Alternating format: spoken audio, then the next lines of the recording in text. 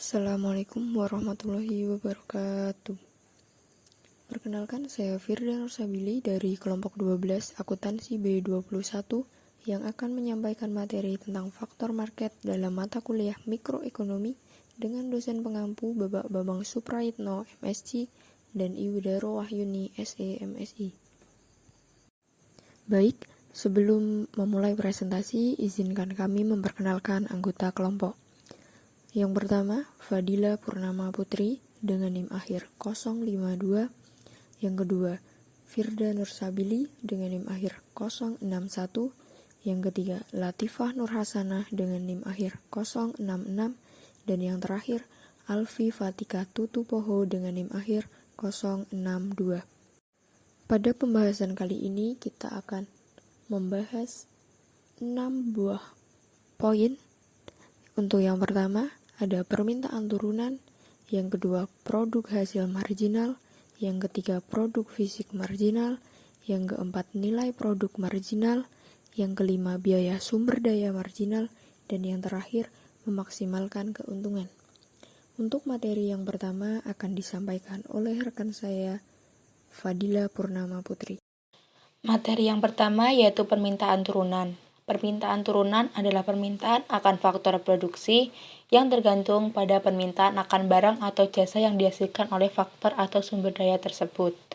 Sebagai contoh, permintaan akan mesin mobil sangat tergantung pada permintaan mobil, sehingga dapat diartikan bahwa permintaan akan bahan baku akan ikut naik jika permintaan akan barang jadi meningkat. Permintaan terhadap suatu barang dikatakan sebagai permintaan turunan apabila permintaan terhadap barang tersebut sangat tergantung pada permintaan terhadap barang lain. Materi selanjutnya akan dibacakan oleh rekan saya. Baik, terima kasih atas kesempatannya. Materi selanjutnya yaitu produk hasil marginal. Marginal revenue produk atau produk hasil marginal merupakan keuntungan tambahan yang diperoleh perusahaan dari penggunaan satu unit tambahan input dengan input yang lain dipertahankan konstan. Marginal revenue produk atau produk hasil marginal ini dihitung sebagai produk marginal dari input yang dikalikan dengan hasil marginal yang didapat dari menjual unit tambahan produk. Next, berikut terdapat rumus produk hasil marginal atau marginal revenue produk. Rumus yang pertama yaitu MRP sama dengan delta TR per delta X. Contohnya dapat dilihat pada tabel di bawah ini. Untuk mencari nilai MRP, kita harus mengetahui nilai delta TR dan nilai delta X. Di sini nilai delta TR atau total revenue adalah 60 dan nilai delta X atau labor adalah 1. Maka nilai MRP-nya sama dengan nilai delta TR yaitu 60 dibagi dengan labor yaitu 1. Maka ketemu nilai MRP-nya yaitu 60. Rumus yang kedua yaitu MRP sama dengan MP dikali MR. Nilai MP sendiri yaitu 12 dan nilai MR atau price yaitu 5. Maka MRP-nya yaitu nilai MP 12 dan dikali nilai MR 5, maka ketemu nilai MRP-nya yaitu 60. Materi selanjutnya akan dijelaskan oleh teman saya, dipersilakan. Materi selanjutnya yaitu produk fisik marginal atau marginal physical product. Produk marginal atau produktivitas fisik marginal merupakan perubahan output yang dihasilkan dari penambahan satu unit input tertentu, misalnya peningkatan produktivitas tenaga kerja dari 5 menjadi 6%. Dalam sistem produksi apapun, setiap kita mengubah jumlah input, maka jumlah output akan terpengaruh. Ketika kita meningkatkan satu variabel dalam input dengan satu unit, sementara semua variabel lain tetap konstan, perubahan yang dihasilkan dalam jumlah unit output disebut produk fisik marginal. Dalam kebanyakan kasus, MPP melibatkan tenaga kerja. Perhitungan produk fisik marginal atau MPP. Dalam hal ini, rumus MPP yaitu perubahan total produk dibagi perubahan input. Sebelum kita menghitung MPP, kita harus tahu total produk fisik sebelum mengubah jumlah input, dan total sesudahnya. Pada contoh tabel di atas, pada jumlah tenaga kerja 1, total produk yang dihasilkan adalah 100. Sedang pada tingkat 2, dengan penambahan 1 tenaga kerja, per tenaga kerja dapat menghasilkan 170 produk dengan total produk 340 produk.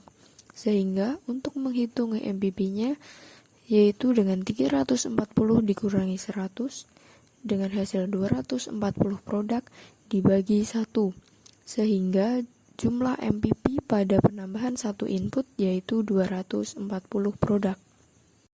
Materi yang akan dibahas selanjutnya adalah nilai produk marginal. Nilai produk marginal dapat didefinisikan sebagai pendapatan tambahan yang diperoleh perusahaan dengan mempekerjakan 1 unit tambahan faktor produksi. Perhitungan nilai produk marginal diperoleh dari marginal produk dikali dengan harga output dengan asumsi bahwa harga 1 input tetap, sehingga perhitungan tersebut dapat ditulis menjadi VMPL sama dengan P dikali MPL. Berikut adalah contoh kasus nilai produk marginal pada perusahaan apel dengan anggapan upah bagi pemetik apel adalah $500 per minggunya.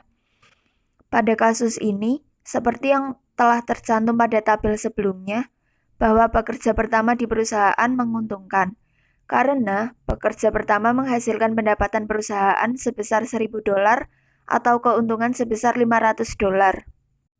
Pekerja kedua menghasilkan pendapatan tambahan sebesar $800 atau keuntungan sebesar $300, dan pekerja ketiga menghasilkan pendapatan tambahan sebesar $600. Namun, setelah pekerja ketiga menambah pekerja, tidak akan memberikan keuntungan lagi dikarenakan pekerja keempat hanya memberikan tambahan pendapatan sebesar $400, padahal biaya upah adalah $500 sehingga perusahaan justru rugi $100. Selanjutnya adalah grafik dari nilai produk marginal. Dalam grafik terdapat garis horizontal yang menunjukkan upah pasar.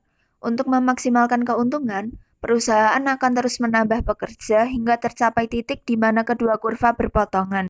Di bawah tingkat ini, nilai produk marginal melampaui upah sehingga menambah pekerja akan meningkatkan keuntungan. Sedangkan jika di atas tingkat ini, nilai produk marginal lebih kecil dari upah sehingga pekerja marginal tidak akan mendatangkan keuntungan. Dengan demikian, sebuah perusahaan yang kompetitif dan memaksimalkan keuntungan akan menambah terus pekerjanya hingga titik di mana nilai produk marginal tenaga kerja sama dengan upah. Materi selanjutnya yaitu biaya sumber daya marginal. Biaya sumber daya marginal adalah biaya tambahan yang disebabkan dari penggunaan 1 unit lagi sumber daya dalam produksi, atau dalam kata lain, biaya tambahan dari sumber daya tambahan. Biaya sumber daya marginal ini dihitung dengan perubahan total biaya dibagi dengan perubahan jumlah input. Sebagai contoh, dalam tabel terdapat unit kerja pertama, itu meningkatkan pendapatan kita sebesar $60 dan biaya kita hanya sebesar $20. Jadi kita menggunakan sumber daya tersebut karena kita masih mendapatkan pendapatan tambahan yang lebih besar daripada biayanya. Berbeda lagi jika kita menggunakan 6 unit tenaga kerja, kita dikenakan biaya tambahan sebesar $20, tetapi hanya mendapatkan penghasilan tambahan sebesar $10. Jadi dalam kasus ini, pendapatan kita lebih kecil daripada biaya tambahan yang kita keluarkan. Materi selanjutnya akan dibacakan oleh rekan saya. Baik, terima kasih atas kesempatannya. Materi selanjutnya yaitu memaksimalkan keuntungan. Untuk memaksimalkan keuntungan, suatu perusahaan akan memilih jumlah barang yang menyeimbangkan pendapatan marginal dengan biaya marginalnya. Keuntungan maksimal didapat jika MRP sama dengan MPC. Dapat dilihat pada tabel di bawah ini yang diberi tanda merah. Kedua nilai tersebut memiliki nilai yang sama yaitu 20. Maka kedua nilai di bawah ini disebut keuntungan maksimal. Ada juga nilai yang disebut dengan keuntungan maksimal, yaitu nilai pendapatan marginal lebih tinggi dibandingkan biaya marginal. Ada juga nilai yang disebut dengan kerugian, di mana nilai biaya marginal lebih tinggi dibandingkan pendapatan marginal. Sekian pemaparan dan penjelasan materi dari kelompok kami. Kurang lebihnya kami mohon maaf. Selanjutnya saya kembalikan kepada moderator. Terima kasih. Baik, sekian presentasi dari kelompok kami. Apabila ada kurang lebihnya, kami mohon maaf. Wabillahi taufiq wal hidayah. Wassalamualaikum warahmatullahi wabarakatuh.